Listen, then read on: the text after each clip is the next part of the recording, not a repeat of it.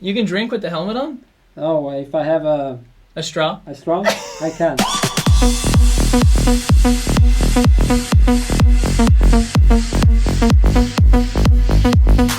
What's up, Team NBL? It's Music by Lucas. And Lauren C. Ray, and today we're not in our normal location. Actually, we're in a different studio because we have a very special guest with us, Mastrovita. Hey guys, what's up? This is Mastrovita. He's a DJ and producer, and we actually just did a collab together called Hold On, and it's actually out today. It's out right now on Spinnin, copyright free, so if you haven't heard it yet, be sure to check out the link. It's at the top of the description. And as a special gift to you guys, for all of your support, we are here to do a walkthrough of how we made the track. Yeah, they're gonna do a walkthrough, and I really wasn't a part of the making of that track, so I'm gonna bounce and let these two take over. So, hope you enjoy the video. All right, so here we are in the studio. Is this your ghost producer dog? Yeah, it's Chigo. Chigo the dog. Does Chigo have his own Instagram account yet? No, not yet. All right, so as you can see, we have Logic Pro open here. We both use Logic Pro, but if you use Ableton or FL Studio, any other DAW, don't worry, we will make it make sense. Yeah, so basically when we first started this song, I had this idea. I got the vocal from Splice, and I pitch bended it up a bunch of octaves, like 6 semitones, I think. I can pull it up here in a second. And I was messing around with the melody, and my melodies are typically kind of like it sounds kind of like an ARP. Let's see, it's like right here, let's see. It's like,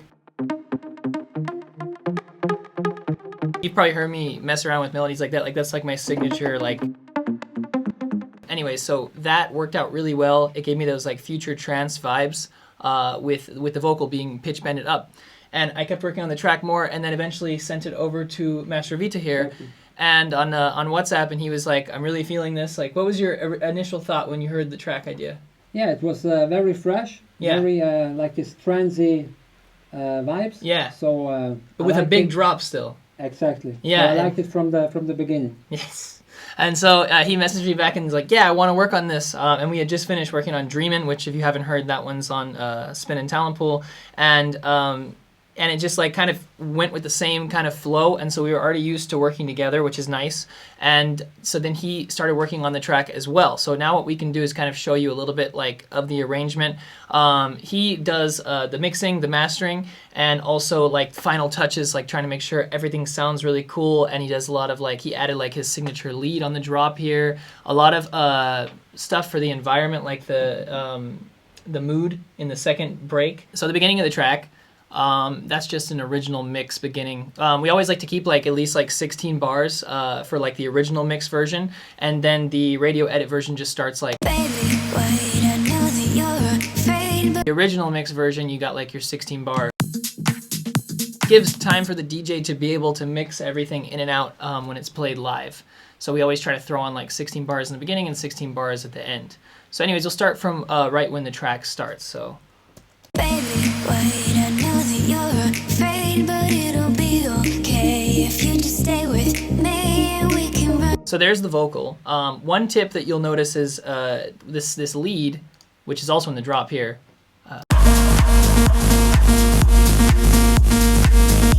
It's the same lead as this lead in the beginning, baby, wait, but you can tell they're much more, like the beginning lead is much more mellow. So the way that we do that is we use filters, and we take off the high end, we mess with the cutoff, the reverb, everything to try to make it more subtle, because in the beginning of the break, you don't want there to be so much energy, because you're trying to just kind of like build the mood. Exactly. And so that was what we did there, was use that same melody and then pull down with the filter on there. Then we have just something like basic, like a snap. The snap helps just kind of keep a little groove, exactly. Yeah. Just like a little groove. Something so people know, like when they start playing on the dance floor, people can still kind of move. They know the BPM, they know the beat, like they can kind of feel it a little bit more. But it's not so much that it like takes away from the energy on the drop. And we have like basic stuff you can see here, like the Cashmere Crash. Really, really simple on the beginning of the break. As it starts to turn into the build-up, that's when you start seeing more things come in.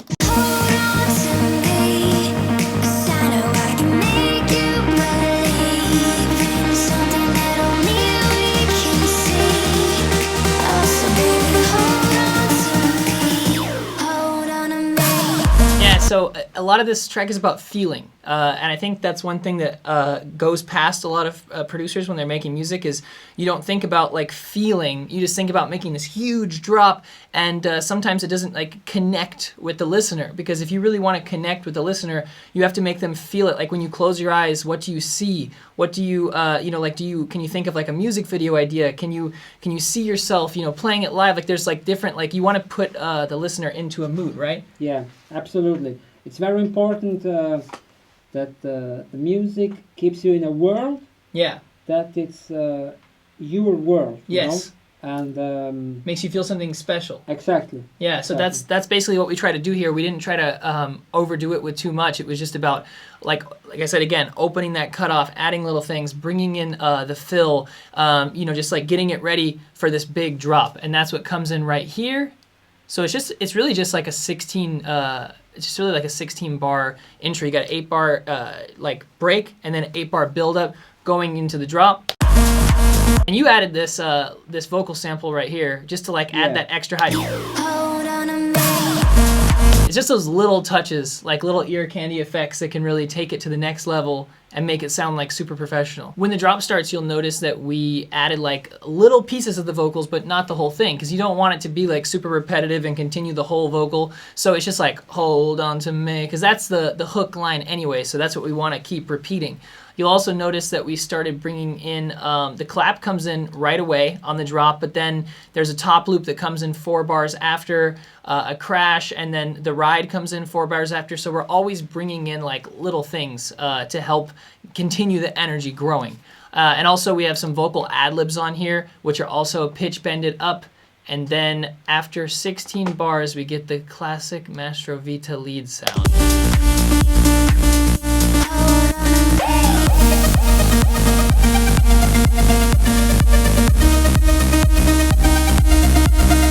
I love that. Yeah. It's, what's that about? How did you start doing that? It's actually a straight line, like, and then I put the gate on it. Yeah. 1/16, and then it gives the effect like yeah, the pump. Yeah, and then I add some reverb, some delay, make it a little bit brighter. Yeah. With a stereo spread, and that's it. It's really clean, and I think it works like so well for the future trance kind of vibes, because it does like it just continues to add energy to the track. So the second break is really where Mastrovita did so much work at making like little things that made the mood happen, like strings, effects, arps, little things coming in and out of the track to kind of make it so, because you don't want the second break to just be a repeat of the first break. You want there to be something a little bit different, something a little bit special. I always say this, but in EDM music, we don't really have a thing called the bridge. A bridge in like traditional music, like pop music,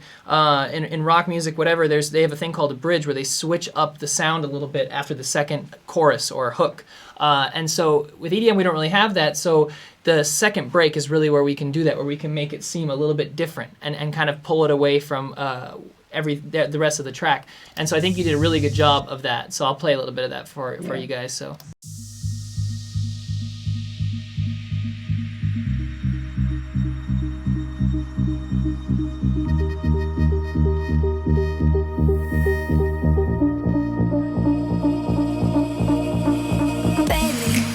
All right, so can you explain a little bit about your process there with this this part of the track? Yeah, it's actually a drone from my Complete 10, and just played around with a little modulation and stuff like that, and some other pads in the background, and just brighten it up a little bit, just to have this kind of atmosphere. Yeah. So it's a like, drone effect. Yeah, calm down. Yeah. And yeah. It sounds really cool. The way that you kind of open it up right at the end, it just kind of sweeps itself into... Exactly. Yeah. Exactly. Yeah, otherwise, if you copy-paste, it's too boring at the end, So it's important to keep, like, this kind of freshness to it, Yeah. Like, surprise with something else. Yeah. You got to do something... Elements. something different to make the listener be like, oh, that was really cool. Exactly. Yeah, and it also just like when you take time to pay attention to detail like that, it also just like makes the track more professional and shows how much you care about the end result of the song. Now, one thing about my music is that I don't really have that many tracks. I mean, this one has a little bit more, but part of the reason for that is because it was a collab, so some of these are muted. They're stems from when we sent the track back and forth to each other. But it's relatively simple. The arrangement is, there's not like a million layers to the lead, and we really try to do is to focus on getting like simple sounds and make them sound bigger and fill up the space. Yeah, I agree with you. At this point in the track, when we had like the main idea of the track all completed, that was when you started really with the mixing and the mastering. Yeah. So what would you say like to people out there trying to produce their own tracks? What are like the Mastrovita guidelines or tips to mixing tracks? Anything that you could say? Yeah, the most important thing is that you know your gear, that you know what you are doing, Yeah. and that you hear the difference Yeah. what you are doing. You know. Yeah. This is the most important thing, and then from there you can start to play around and try to play with the plugins and see, oh, now it sounds different to that, and now Yeah. it sounds so. What are your favorite plugins like for mixing? Waves. Waves. Waves, Yeah. yeah. So with the Waves plugin suite. Definitely. Yeah, and I know you like to use Complete for Exactly. a lot of your stuff. Exactly. And then when you get to the mastering part of the track, once the mix is all clean and sounding pretty perfect, what is like your process for mastering? Well, mastering is like I take the whole bounce and put it in a new project. Yeah. And then I have my multiband compressor from Vengeance, Yeah. of course, my EQs from Waves, another AP compressor from Yeah. Waves, and a limiter from what it's called, invisible limiter. Gotcha. And so he's saying he does not master in the same session. No, Different session completely, where he has all of his stuff already set up so he can start the mastering process. exactly. And then, like you were saying, know your gear. So you just kind of have to like get to know each plugin you have and why it matters, which is why I always say like it's if someone gave you like a computer with every plugin ever, like you might think, oh, that's so cool, but then you wouldn't know what to do with any of them. So sometimes it's actually important to like take your time and buy one plugin at a time and figure out how it works. And I think that will make you a better understanding your gear. Exactly. Yeah. And also, this is the first time that we have ever met in person, which is crazy because I'm from Yeah. Los Angeles. You're from Switzerland, So right? cool, man. Exactly. So it's really cool to meet you in person and be in your studio. But like this collab took place completely online through WhatsApp. So you don't ever think about the fact that like, don't think like, oh, you guys are so lucky because you can be in the same studio. Like you can be anywhere. I know DJ duos even that have never met that record, and work together and collaborate. As long as you have access to your phone, to your computer, like we just shared like a Dropbox folder and collabing, like, you can do it from anywhere. It takes a while to figure out like which person is going to be a good collab. Not everyone is going to be great. Some people are going to let you down. Some people are going to like ghost you and not respond to you, or like not finish their part, or like make you do all the work. But I think it's exactly. I think it's similar to like dating. Like it takes a while to like find your perfect match. So like you're like my perfect match when it comes to collabing. Of course. Yeah, I mean, we both use Logic. We both like to use Serum Nexus, Center by Waves, like all these things kind of just like lined up, and that didn't happen for me. Like when I first started collabing, like I had like a bunch of bad experiences over and over and over to the point that I like almost didn't want to collab anymore. But eventually, you do find good people to collab with, and things do work out if you keep at it. Did you ever have any bad collab experiences? Oh yeah. Yeah, I mean, and it's just same thing with the producers team. Like, it's important that you're all in it for the right reasons. Like, when you're just sending someone a SoundCloud message and you're like, hey, you want to collab? Like, they're not on SoundCloud to collab with you. So they get kind of weirded out when they get that message because you're not there for the same reasons. But if you're part of like for the producers team, everyone's there to collab. Everyone's there to work together. So when you message each other for feedback, you're not going to get someone that's like, I don't know, bro, or you're not going to get a situation situation where everyone's just in it for themselves. They're there to collab and to work together in the first place. And I think that's the thing, is you have to work with people with the right mindset. And if you don't know what the producers team is, of course, I always have the link in the description below. So also, you might be wondering what the heck future-trance is, which is what I keep saying about this track, that it's future-trance. So basically, what that means, something that I started and you were really into as well. Like we were creating this like baby of future-trance, and what it is basically the trancey inspirational break with kind of that like that kind of vibe, like RP kind of chord progression going on, and with a vocal that's like a very inspirational vocal, a lot of reverb on the vocal. That's why we like the pitched up, like female kind of vocal worked really well on this track. But then the BPM is more future with the 126 BPM, and the drop has a lot more energy and groove, like a lot of like, it has a little bit more percussion, top loop, that kind of stuff. And expect more future-trance very soon. Oh yeah. And that is it for today's walkthrough. I hope you enjoyed it. I hope you learned some stuff that you can implement now into your tracks so you can make them even better. Little tips and tricks from this guy. And if you like this video, make sure you give it a thumbs up. Make sure to give it a thumbs up if you love Mastrovita. And also, he's an awesome dude, as you guys saw, and he's really smart and he knows what he's talking about. So make sure to follow him on Spotify for his newest tracks, and Instagram. We'll leave all of his information in the description below. Yeah, guys, and we'll see you next time. Yeah, we will. Yeah. Bye. Ciao. Bye.